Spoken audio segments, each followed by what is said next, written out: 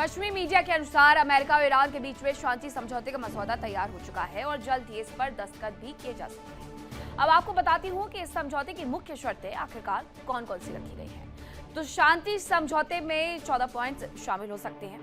Iran और Lebanon समेत सभी मोर्चों पर युद्ध खत्म करना होगा।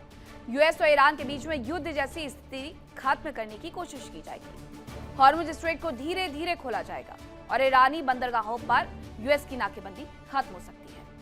विदेशी बैंकों में फंसी कुछ ईरानी संपत्तियां हैं जिन्हें अनफ्रीज किया जा सकता है और समझौते के बाद कम से कम 30 दिन तक दोनों के बीच में बातचीत चलेगी। ईरान के परमाणु कार्यक्रम पर भी इस बातचीत के दौरान चर्चा हो सकती है।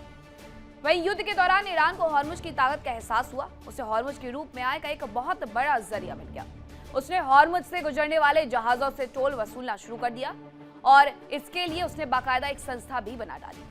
माना यह गया कि ईरान अमेरिका के साथ समझौते के तहत हॉर्मुज छोड़ने पर राजी नहीं होगा। अब आपको बताती हूं कि ईरान ने हॉर्मुज के मैनेजमेंट के लिए आखिरकार किया क्या क्या है अभी तक। तो हॉर्मुज की व्यवस्था देखने के लिए ईरान ने एक नई संस्था बना दी। ईरान ने जिस संस्था को बनाया है उसका नाम रखा गया पर्शियन गल्फ स्ट्रेट अथॉरिटी यानी पीजीएसए। आईआरजीसी नेवी के साथ मिलकर के ये काम करेगी और पीजीएसए संस्था हॉर्मुज से गुजरने वाले जहाजों से इजाजत देगी। पीजीएसए से इजाजत लेना होगा, फीस भी देना होगा। जहाज और क्रू सदस्यों की पूरी जानकारी पीजीएसए को देनी होगी। जहाज पर जो भी सामान आप लेकर के जा रहे हैं उसके बारे में जानकारी देनी होगी और रूट मैप की जानकारी भी देनी होगी। अब खबर यह आ रही है कि हिजबुल्लाह की यूएस इजराइल को चेतावनी देखने को मिली है। हिजबुल्लाह महासचिव नईम कासिम की धमकी सामने आई है कि हम किसी भी कीमत पर घुटने नहीं टेकने वाले हैं। ये नईम कासिम की तरफ से यूएस और इजराइल को चेतावनी सामने आई। आपको थोड़ी देर पहले मैंने बयान बताया, मार्को रूबियो यूएस के विदेश मंत्री, उनकी तरफ से क्या कहा गया? उनकी तरफ से कहा गया कि हम हिजबुल्लाह को हिंसा नहीं फैलाने देंगे। तो हिजबुल्लाह की तरफ से एक बयान आ गया महासचिव नईम कासिम का कि हम किसी भी कीमत पर घुटने नहीं टेकेंगे। पूरी दुनिया की विरोध करे फिर भी हम नहीं झुकेंगे। जंग में या तो जीत मिलेगी या सम्मानजनक शहादत। ये नईम कासिम के शब्द हैं। वो इजराइल के साथ बातचीत नहीं करेंगे। सीधी सी बात यह कि इजराइल और लेबनान की सरकार मिलकर के भले ही युद्ध विराम की स्थिति पर सहमत हो जाए, लेकिन हिजबुल्लाह लगातार हमले करता रहेगा और उसकी वजह से पूरा का पूरा लेबनान तबाही की ओर बढ़ चुका है। राजधानी बेरूत पूरी तरीके से खत्म नजर आ रही है और नईम कासिम का यह कहना है कि जंग में या तो जीत मिलेगी या सम्मानजनक शहादत मिलेगी, लेकिन हम झुकेंगे नहीं। वह ईरान के सुप्रीम लीडर मुस्तफा से जुड़ी बड़ी खबर आपको बताती हूं। पश्चिमी मीडिया ये कह रहा है कि सीक्रेट जगह पर मुस्तफा खामनेई छिपे हुए हैं। सिर्फ कुरियर के जरिए उनसे बातचीत हो रही है। संपर्क में देरी की वजह से समझौते में वक्त लग रहा है क्योंकि उन्हें अपने आसपास कोई भी इलेक्ट्रॉनिक गैजेट नहीं रखा है। इस वजह से सिर्फ लिखित बातचीत होती है। संदेश वाहक के जरिए संदेश भेजा जाता है और उस पर रिप्लाई मुस्तफा खामनेई का आता है और ये अच्छा खासा टाइम टेकिंग होता है, जिसकी वजह से ये बातचीत और ज्यादा लंबी खिंचते जा रही है। बातचीत के मसौदे तैयार नहीं हो पा रहे हैं। संपर्क में देरी की वजह से समझौते में वक्त लग रहा है, ये कहा जा रहा है। अब ये 7 दिन का वक्त अमेरिका ने भी तो दिया है। इन 7 दिनों में अगर ईरान ने बातचीत के माध्यम से रास्ता नहीं निकाला तो अमेरिका की तरफ से फिर एक नया कानून थोप दिया जाएगा ईरान के ऊपर और यही हो रहा है पूरी बातचीत की प्रक्रिया के दौरान। अच्छा खासा लंबा वक्त बीत चुका है युद्ध विराम को लेकर के, लेकिन इन सब के बीच में जो सेंक्शन लगे हुए हैं हॉर्मुज में, उसकी वजह से पूरी दुनिया त्राहिमाम करते हुए नजर आ रही है। अमेरिका और ईरान ने जो स्थिति उत्पन्न की हुई है उसकी वजह से फिलहाल समझौता होता तो दिख रहा है, लेकिन मुख्य विवादित मुद्दों पर अभी तक कोई फैसला नहीं हो पाया है। अमेरिका और ईरान के बीच में मुख्य विवादित मुद्दा परमाणु प्रोग्राम। अमेरिका जहां ईरान का परमाणु प्रोग्राम रोकना चाहता है तो वहीं ईरान अपने परमाणु संवर्धन को अपना अधिकार मानता है। इस बीच खबर यह है कि क्या ईरान अपना संवर्धित यूरेनियम अमेरिका को सौंपेगा और क्या यह ईरान की लीबिया वाली भूल साबित तो नहीं हो जाएगी। अब लीबिया में कौन सी भूल की गई थी और क्या ये लीबिया पार्ट 2 हो जाएगा ईरान के लिए, क्यों कहा जा रहा है इस रिपोर्ट में आप देखिए।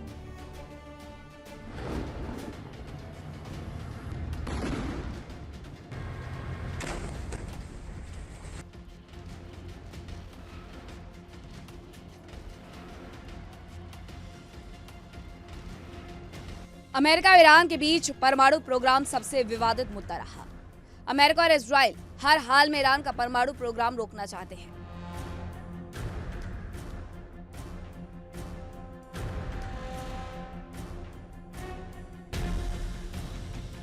लेकिन ईरान अपने परमाणु प्रोग्राम को अपना अधिकार मानता है और यह दावा कर रहा है कि उसका परमाणु प्रोग्राम शांतिपूर्ण कार्यों के लिए है। इस बीच खबर है कि ईरान संवर्धित यूरेनियम अमेरिका को सौंपने के लिए तैयार हो गया। इस चर्चा ने कई सवाल खड़े कर दिए। कहा जा रहा है कि क्या ये ईरान की सबसे बड़ी ऐतिहासिक भूल होगी? लीबिया के मुअम्मर गद्दाफी और यूक्रेन के हश्र को देखते हुए विशेषज्ञ इसे अमेरिका की चाल मान रहे हैं।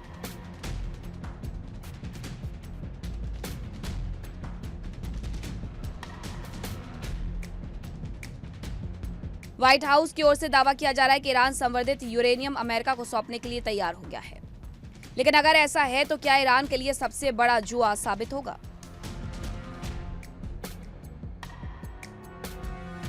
क्या ट्रंप के सामने अपना संवर्धित यूरेनियम सरेंडर करने का फैसला मुस्तफा खामनेई की ऐतिहासिक भूल साबित होने वाला है? एक्सपर्ट्स इस बात को ईरान की बड़ी भूल मान रहे हैं। यानी अगर ईरान ये समझता है कि संवर्धित यूरेनियम सौंपने के बाद उस पर लगे आर्थिक प्रतिबंध हट जाएंगे, अरबों डॉलर की संपत्ति अनलॉक हो जाएगी, तो ये बड़ी भूल हो सकती है। एक्सपर्ट्स इसे अमेरिका की चाल का हिस्सा मान रहे हैं, क्योंकि इतिहास गवाह है कि जिसने भी अमेरिका के बहकावे में आकर अपने शक्तिशाली हथियार सरेंडर किए, अमेरिका ने उसे इतिहास के पन्नों से मिटा दिया।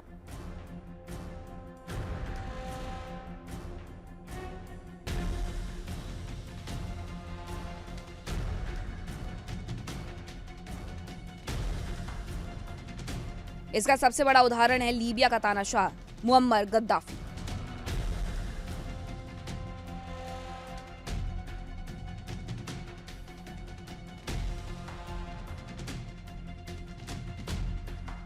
बताया जा रहा है कि साल 2003 में लीबिया के राष्ट्रपति मुअम्मर गद्दाफी ने अमेरिका पर भरोसा किया, अपना पूरा न्यूक्लियर और मिसाइल प्रोग्राम वाशिंगटन के हवाले कर दिया। गद्दाफी को लगा कि उनका देश बच जाएगा, दुनिया उन्हें स्वीकार कर लेगी। लेकिन ठीक 8 साल बाद यानी 2011 में अमेरिका और नेटो ने लीबिया पर हमला कर दिया। तख्ता पलट हुआ और जनता ने उन्हें सड़क पर घसीटकर गोली मार दी। गद्दाफी के करीबी मानते हैं कि न्यूक्लियर प्रोग्राम बंद करना गद्दाफी की एक बड़ी भूल थी।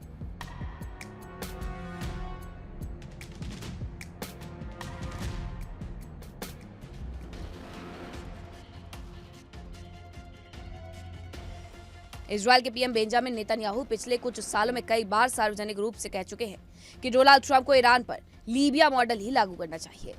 यानी पहले बातचीत के जरिए ईरान को पूरी तरह निहत्था कर दो, उसका यूरेनियम जब्त कर लो और फिर वहां सत्ता परिवर्तन यानी रिजीम चेंज का खेल शुरू करो।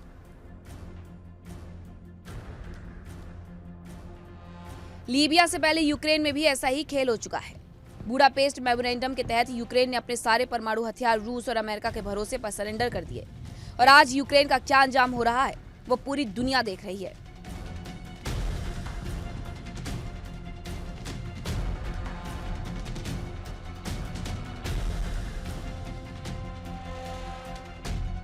इसके ठीक उलट उत्तर कोरिया तमाम प्रतिबंधों के बावजूद परमाणु बम बना चुका है और आज किसी भी देश की हिम्मत नहीं है कि वो उत्तर कोरिया की ओर आंख उठाकर देख ले।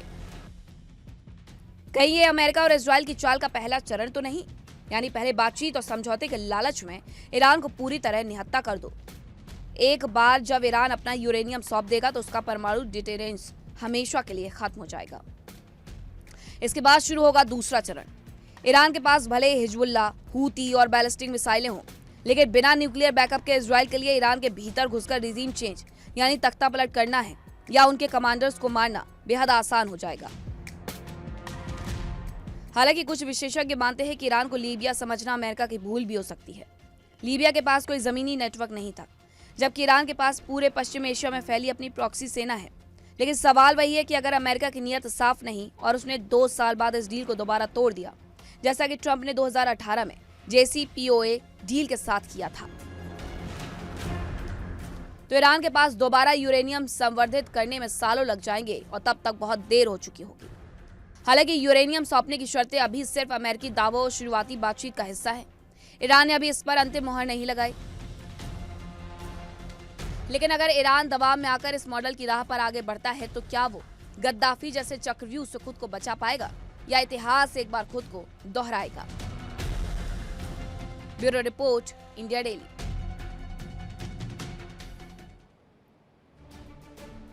देखिए इंडिया डेली 24/7 अब आपकी स्मार्ट टीवी पर। इंडिया डेली मौजूद है सभी डिजिटल प्लेटफॉर्म पर लाइव और लगातार। इंडिया डेली 24/7 हर दिन राष्ट्र को समर्पित।